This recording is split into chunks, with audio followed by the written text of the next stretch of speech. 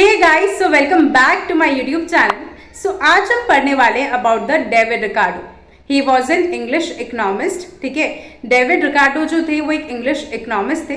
तो आज हम उन्हीं के बारे में जानने वाले। पहले हम उनके बारे में जानेंगे that who was David Ricardo, and after that हम उनकी थ्योरीज के बारे में डिस्कस करेंगे। Okay, so without wasting any more time let's get into that. So as I told you कि पहले हम डेविड रिकार्डो का इंट्रोडक्शन देखेंगे। तो अगर मैं डेविड रिकार्डो की बात करूं तो ये एक इंग्लिश इकोनॉमिस्ट थे जिनका बर्थ हुआ था 1772 में एंड इनकी डेथ हुई थी 1823 में। एंड ये one of the most important thinkers थे क्लासिकल स्कूल ऑफ इकोनॉमिक्स के। अब डेविड रिकार्डो जो है अपनी एक बहुत ही फेमस बुक के लिए जाने जाते थे, that was on the principles of political economy and taxation, जिसको उन्होंने 1817 में लिखा था। अब रिकार्डो ने उसमें कोशिश करी थी ये चीज़ को समझने की कि कैसे नेशनल इनकम को डिवाइड किया जा सकता है 3 मेन ग्रुप्स के अंदर, that is landlords, workers and the capitalist. ठीक है, कि जो हमारी नेशनल इनकम है उसको सोसाइटी के अंदर जो 3 मेजर ग्रुप्स है उसमें कैसे डिवाइड किया जा सकता है। लैंडलॉर्ड्स जिनको जो है रेंट के थ्रू हम दे सकते हैं, वर्कर्स जिनको वेजेस के थ्रू दिया जा सकता है, एंड कैपिटलिस्ट जिनको प्रॉफिट के थ्रू दिया जा सकता है। तो अब उन्होंने ऐसे बहुत सारी यहाँ पे थ्योरीज डेवलप करी, that is the labour theory of value, theory of rent, wage theory and the theory of profit and distribution. तो आज हम जो बात करने वाले वो हम थ्योरी ऑफ वैल्यू की बात करने वाले हैं। अब डेविड रिकार्डो के जो कॉन्ट्रीब्यूशंस थे इकोनॉमिक्स के अंदर, उन्होंने कहीं ना कहीं हेल्प करी है इकोनॉमिक थ्योरी को सिस्टमेटाइज करने की।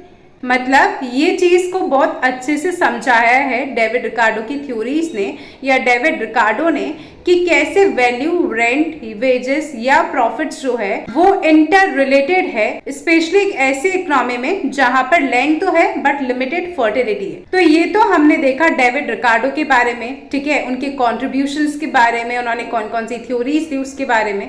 बट अब हम उन थ्योरी को एक एक करके डिस्कस करेंगे। तो आज हम सबसे पहले थ्योरी लेने वाले हैं, that is the theory of value.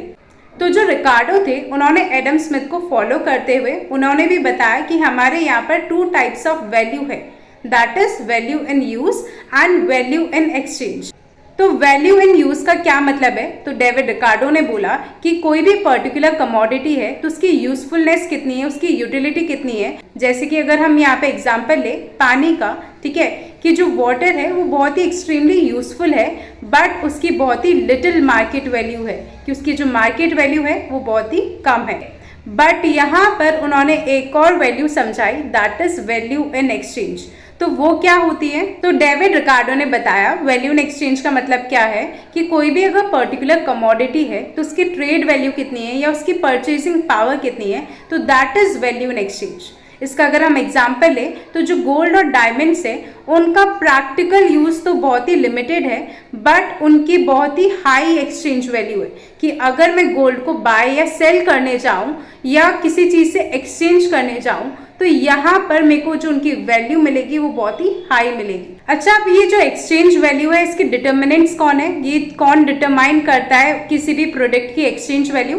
तो इसके लिए डेविड रिकार्डो ने यहाँ पे 2 मेन फैक्टर्स आइडेंटिफाई करे, that is scarcity and the quantity of labour. मतलब कुछ गुड्स ऐसे होते हैं जो कि बहुत ही रेयर होते हैं, बहुत ही यूनिक होते हैं, बहुत ही स्कार्स होते हैं, मतलब उनकी बहुत कमी होती है एंड उनको जल्दी से रिप्रोड्यूस नहीं किया जा सकता। तो उनकी जो वैल्यू है इस वजह से वो किस पे डिपेंड करती है? स्कार्सिटी पे डिपेंड्स करती है। कहते हैं ना कि जब सप्लाई कम होती है तो उस चीज़ की वैल्यू क्या हो जाती है? वो हाई हो जाती है। तो यहाँ पर भी सेम चीज़ यहाँ पे बोली गई है। सेकेंड यहाँ पे फैक्टर जो कि डिटरमाइन करता है एक्सचेंज वैल्यू को, that is the quantity of labour. मतलब कोई भी गुड्स ऐसे हैं जिन्हें रिप्रोड्यूस किया जा सकता है तो उनकी वैल्यू डिपेंड करती है on the amount of labour required in production, कि कोई भी प्रोडक्ट के प्रोडक्शन में या किसी भी कमोडिटी के प्रोडक्शन में कितना क्वांटिटी ऑफ लेबर लगा। अगर किसी चीज़ को प्रोड्यूस करने में ज़्यादा क्वांटिटी ऑफ लेबर लग रहा है तो उसकी वैल्यू क्या हो जाएगी? हाई हो जाएगी। तो यहाँ पर ये 2 डिटर्मिनेंट्स है एक्सचेंज वैल्यू के, that is scarcity and the quantity of labour. तो वो चीज़ यहाँ पर रिकार्डो ने बोली एंड उसी बेसिस पे यहाँ पर रिकार्डो ने जो कमोडिटीज है उन्हें 2 टाइप में जो है क्लासिफाई किया। First is scarcity based commodities, second is labour based commodities. तो स्कार्सिटी बेस्ड कमोडिटीज क्या है? जिनको फ्रीली प्रोड्यूस नहीं किया जा सकता या अनलिमिटेड क्वांटिटीज में प्रोड्यूस नहीं किया जा सकता।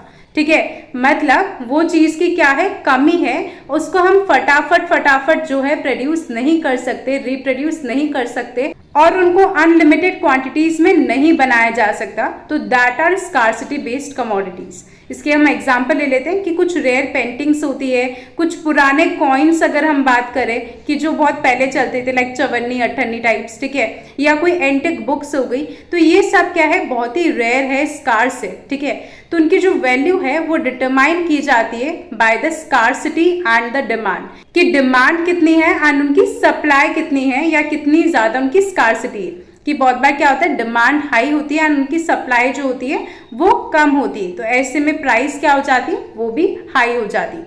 तो ये चीज यहाँ पर बोली गई। सेकंड, यहाँ पर उन्होंने कमोडिटी को क्लासिफाई किया इनटू लेबर बेस्ड कमोडिटीज। तो लेबर बेस्ड कमोडिटीज वो हुई जिनको रिपीटेडली प्रोड्यूस किया जा सकता है लेबर और कैपिटल का यूज करके। एग्जाम्पल्स हम ले सकते हैं वीट, क्लोथ, फर्नीचर, इनको वापस से रिप्रोड्यूस किया जा सकता है लेबर और कैपिटल का यूज करके। ठीक है, तो इनकी जो वैल्यू है वो डिपेंड करती है कि कितना क्वांटिटी ऑफ लेबर लगा, कि कितना ज्यादा लेबर लगा, अगर ज्यादा लेबर तो ज्यादा वैल्यू। ठीक है, या फिर कितना टाइम यूज किया गया प्रोडक्शन के अंदर। जैसे कि आप देखते भी होंगे कि बहुत बार क्या होता है, सेलिब्रिटीज जो है वो डिजाइनर क्लोथ्स पहनते हैं एंड वो बताते हैं कि इतने आवर्स लगे इसको बनाने में या इतना ये लेबर लगा। ठीक है, तो ऐसे में वो जो पर्टिकुलर क्लोथ होता है उसकी प्राइस क्या हो जाती है, हाई हो जाती है, उसकी वैल्यू जो है वो हाई हो जाती है, जस्ट बिकॉज उसमें क्वांटिटी ऑफ लेबर या जो टाइम यूज हुआ वो सब ज्यादा लगे। ठीक है, तो बेसिकली यहाँ पे डायरेक्ट और इनडायरेक्ट लेबर पे डिपेंड करता है the value of that particular commodity.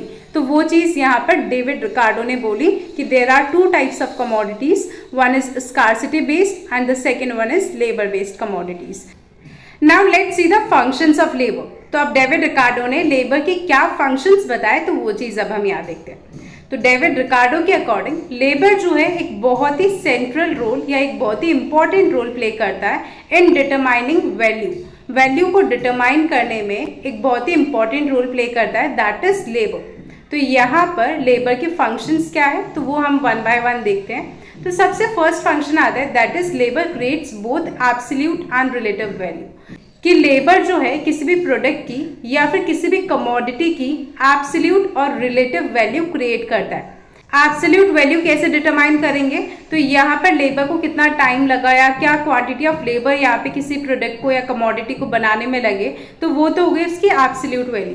And relative value कैसे डिटरमाइन करेंगे, तो रिलेटिव वैल्यू मतलब कि अगर सपोज करो एक चेयर बनाने में 10 आवर्स लग जाते हैं एंड वहीं पर एक टेबल बनाने में 5 आवर्स लग रहे, ठीक है, तो यहाँ पर 1 chair is equals to 2 tables हो जाएगा। ठीक है, तो ये हो गया रिलेटिव वैल्यू कि लेबर ने कितना टाइम लिया दो अलग अलग कमोडिटीज को बनाने में। ठीक है, तो हमने बेसिकली इसको कंपेयर किया, तो that is the relative value, जब हम कंपैरिजन करते हैं एक कमोडिटी का दूसरी कमोडिटी से। ठीक है, तो यहाँ पर जैसे मैंने बोला कि एक चेयर बनाने में 10 आवर्स लग रहे हैं एंड वहीं पर एक टेबल बनाने में 5 आवर्स लग रहे हैं। ठीक है, तो 1 chair is equals to 2 tables, मतलब जब तक एक चेयर बनेगी तब तक मेरी 2 टेबल बन चुकी होगी।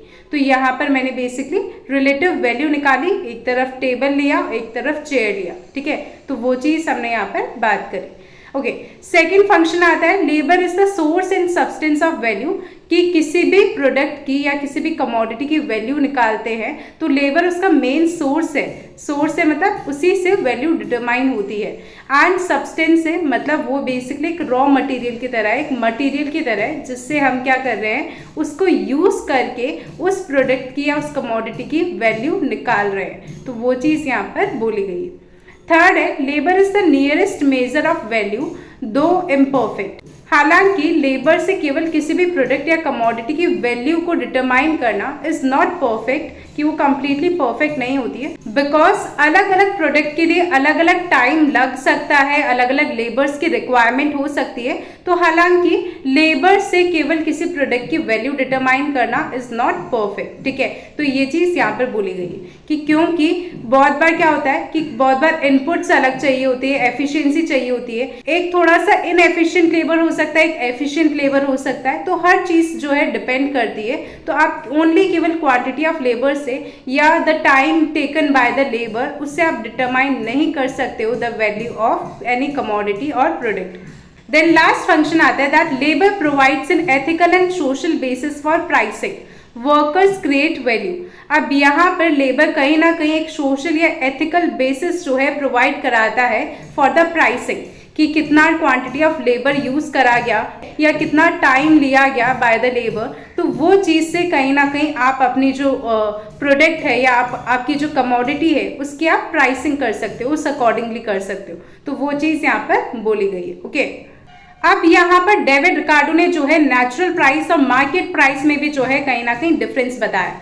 तो अब यहाँ पे डेविड रिकार्डो बोलते हैं कि जो नेचुरल प्राइस है that is the long run price of a good या the normal price of a good. अब ये नेचुरल प्राइस कैसे डिटरमाइन की जाती है? तो it is basically equals to the cost of making it. मतलब किसी भी कमोडिटी या प्रोडक्ट को बनाने में आपकी क्या कॉस्ट लगी, तो that is the natural price. अगर सपोज करो आपको कोई भी चीज़ बनाने में, किसी कमोडिटी को बनाने में या किसी प्रोडक्ट को बनाने में आपकी कॉस्ट आई है 100 रुपीज़, तो वो उसकी नेचुरल प्राइस होगी। तो वो चीज़ हमने यहाँ पर बात करी, तो that is the natural price. And अब हम देखते हैं मार्केट प्राइस क्या होती है। तो एक्चुअल प्राइस जो होती है मार्केट में गिवन टाइम के ऊपर, तो that is the market price, और इसको डिटरमाइन किया जाता है by the demand and supply of that particular product और कमोडिटी। कि कोई भी प्रोडक्ट या कोई भी कमोडिटी है तो उसकी डिमांड कितनी है, उसकी सप्लाई कितनी है, उससे मार्केट प्राइस डिटरमाइन होती है। ये हायर भी हो सकती है, लोअर भी हो सकती है और इक्वल भी हो सकती है नेचुरल प्राइस की। तो इट कैन बी एनीथिंग, ठीक है।